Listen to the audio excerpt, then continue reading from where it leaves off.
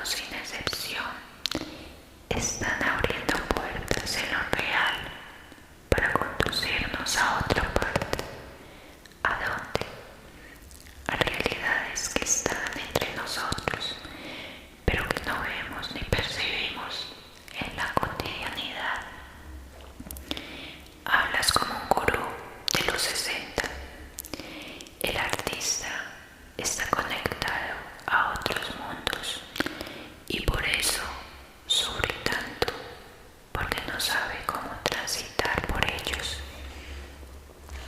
y al mismo tiempo continuar viviendo en este. Está llamado a ser un explorador, pero por el otro lado debe trabajar, comer y pagar la renta. Es para enloquecerse. Es una imagen muy romántica del oficio papá. Esta discusión ya la hemos tenido 1000 veces. Creo que el artista es un chamán al que le enviaban mensajes desde dimensiones desconocidas. No es fácil servir de antena receptora y continuar como si nada estuviera pasando. Los realistas echaron por tierra esa imagen del artista como un ser misterioso y excéntrico. La reemplazaron por la de un trabajador laborioso, un obrero. El artista jamás era un albañil cualquiera. Está más cerca de la religión, de los místicos y de los visionarios que de los funcionarios públicos. Por eso termina muchas veces alcoholizado o encerrado en clínicas de reposo. Mejor cambiemos de tema, papá. Hoy no quiero discutir contigo. Leticia tenía ganas de abrazar a ese señor y decirle que esas palabras habían sido enunciadas para ella y que le acababan de despertar unos profundos deseos de estudiar, pero él y su hija se dirigieron a la cafetería del museo y ella se quedó sola en la sala, reflexionando sobre lo que había escuchado. Por esos días empezó a ir a la biblioteca Luis Ángel Arango a estudiar algunas de las ideas que se habían escuchado al anciano en la exposición de Sixo. Leyó varios artículos sobre artistas del Renacimiento que habían sido considerados también magos, brujos, auténticos hechiceros, conocedores de realidad oculta. Revisó libros acerca de poetas, científicos y artistas de todo tipo que pertenecieron a corrientes esotéricas o a sociedades secretas donde tenía acceso a un conocimiento que no se divulgaba popularmente. Una tarde encontró un artículo que parecía resumir lo que venía intuyendo desde su experiencia en la cárcel. Desde la antigüedad ha existido siempre la sospecha de que el cuerpo no logra percibir sino una parte mínima de lo que está allá afuera. Nos hemos enfrentado en sobrevivir, en cazar, en recorrer grandes distancias con la tribu durante los inviernos para huir del frío y las heladas. Nuestro cerebro es práctico y no es útil para alcanzar lo fundamental, seguir con vida y garantizarles un futuro mínimo a las nuevas generaciones. Vemos y oímos y olemos lo que nos conviene, lo que es necesario para nuestra supervivencia. Sin embargo, sabemos que no es así y que al otro lado de esa inmediatez hay otras realidades, otros mundos. Los chamanes han sido los